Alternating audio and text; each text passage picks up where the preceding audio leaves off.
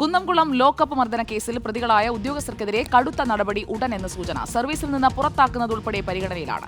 നടപടിയില്ലെങ്കിൽ പ്രത്യക്ഷ സമരത്തിലേക്ക് നീങ്ങാനാണ് പ്രതിപക്ഷ നീക്കം.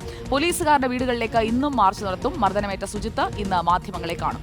ആർ റോഷിപാലും ജെയ്സൺ ചാവളപ്പിലും നമുക്കൊപ്പം ചേരുകയാണ്. Good morning guys. ആർ റോഷിപാൽ, ഓണമൊക്കെ കഴിഞ്ഞു. ഇനി വാർത്തകളിലേക്ക് തിരിച്ചു വന്നു കഴിഞ്ഞാൽ കുന്നംകുളം ലോക്കപ്പ് മർദ്ദന കേസിൽ നടപടി എപ്പോഴുണ്ടാകും? അതാണ് പ്രധാന ചോദ്യമായി നിൽക്കുന്നത്. നടപടിയില്ലെങ്കിൽ സമരം ഉറപ്പാണ്. പ്രതിപക്ഷത്തിന് കിട്ടിയ ആയുധമാണ്. സർക്കാരിന്റെ നീക്കം എങ്ങനെയാണ് റോഷി?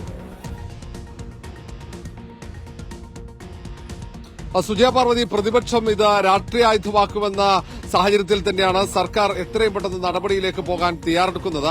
ഏതായാലും കുന്നംകുളത്ത് പോലീസ് സ്റ്റേഷനകത്ത് യൂത്ത് കോൺഗ്രസ് നേതാവ് വി എസ് സുജിത്തിനെ മർദ്ദിച്ചതിന്റെ ദൃശ്യങ്ങൾ പുറത്തു വന്നതിന് ശേഷമാണ് വിഷയം ഗൌരവത്തിൽ സംസ്ഥാന പോലീസ് മേധാവി അടക്കം കാണുന്നത്. സംസ്ഥാന പോലീസ് മേധാവി റാവണ ചന്ദ്രശേഖർ ഇത് സംബന്ധിച്ച് നിയമ പരിശോധന നടത്തുന്നുണ്ട്. കാരണം ഏതെങ്കിലും തരത്തിൽ നടപടി കടുപ്പിച്ചാൽ പിന്നീട് ഈ പോലീസുകാർ, കുറ്റക്കാരായ പോലീസുകാർ കോടതിയെ സമീപിക്കുമോ എന്നതാണ് പരിശോധിക്കുക. അതിനുള്ള സാധ്യതയുണ്ടോ എന്ന് പരിശോധിക്കുന്നുണ്ട്. 2 ഇൻക്രിമെന്റ് മാത്രമാണ് തടഞ്ഞത് ഈ പരാതിയിൽ, സുജിത്തിന്റെ പരാതിയിലെന്ന്. ആ നടപടി, ശിക്ഷാ നടപടി വളരെ കുറഞ്ഞുപോയി എന്ന വിലയിരുത്തലിലേക്ക് പോലീസ് എത്തിയിട്ടുണ്ട്.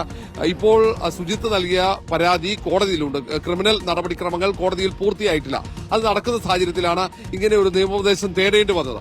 ഏതായാലും ശിക്ഷാ നടപടികൾ പുനഃപരിശോധിച്ച് കൂടുതൽ ശക്തമായ ശിക്ഷാ നടപടികളിലേക്ക് കടക്കാനുള്ള തീരുമാനത്തിലേക്കാണ് പോകുന്നത്. ഒരുപക്ഷെ ഇന്ന് തന്നെ ഇത് സംബന്ധിച്ച തീരുമാനം സംസ്ഥാന പോലീസ് പ്രഖ്യാപിക്കുമെന്നാണ് അറിയാൻ കഴിയുന്നത്.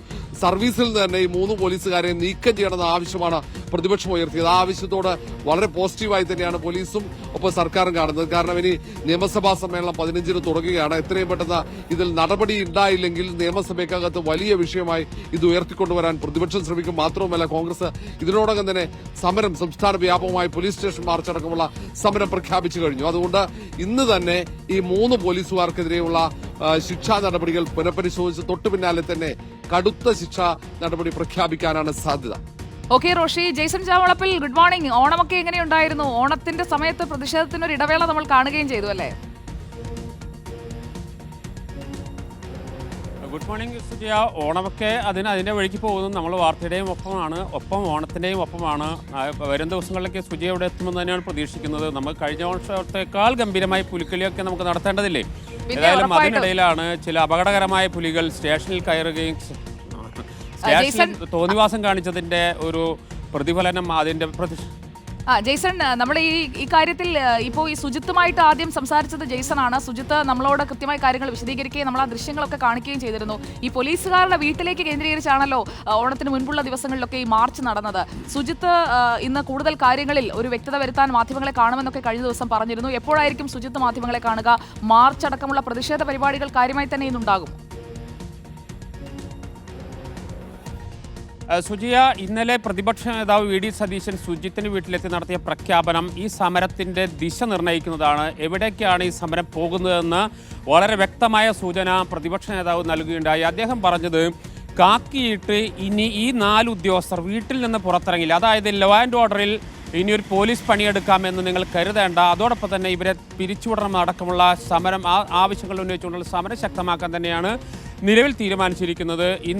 ഇന്നലത്തെ ഇവരെ കൂടിക്കാഴ്ചയ്ക്ക് ശേഷം ഏതെല്ലാം നിയമ നടപടികളിലേക്ക് പോകുമെന്ന കാര്യത്തിൽ ഇന്ന് 11 മണിക്ക് സുജിത്ത് മാധ്യമങ്ങളെ കാണുന്നുണ്ട്. അത് സംബന്ധിച്ച വളരെ വ്യക്തത വരുത്തും എന്ന് തന്നെയാണ് നാം പ്രതീക്ഷിക്കുന്നത്. അതോടൊപ്പം തന്നെ ഈ കേസിൽ പ്രതിയായ മറ്റൊരു പോലീസുകാരൻ, കഴിഞ്ഞ ദിവസം സജീവന്റെ വീട്ടിലേക്കായിരുന്നു മാർച്ച്.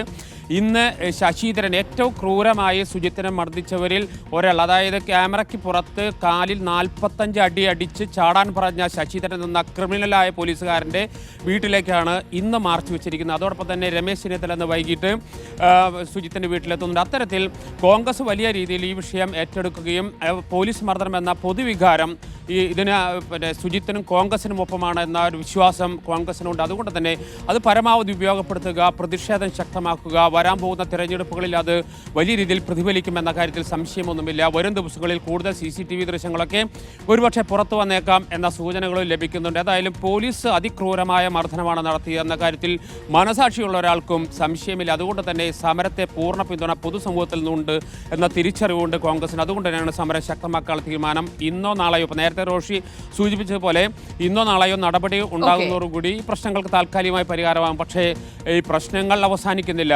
സുജയ. അതാണ്. അപ്പോൾ അതിന്റെ ഒരു തുടർച്ച ഇന്നുണ്ടാകും. ആ പ്രതിപക്ഷത്തിന്റെ പ്രതിഷേധം, സുജിത്തിന്റെ പ്രതികരണം, അതൊക്കെയാണ് നമ്മൾ കാത്തിരിക്കുന്നത്. Thank you റോഷിബാൽ. ഒപ്പം ജെയ്സൺ ചാമോളപ്പിൽ.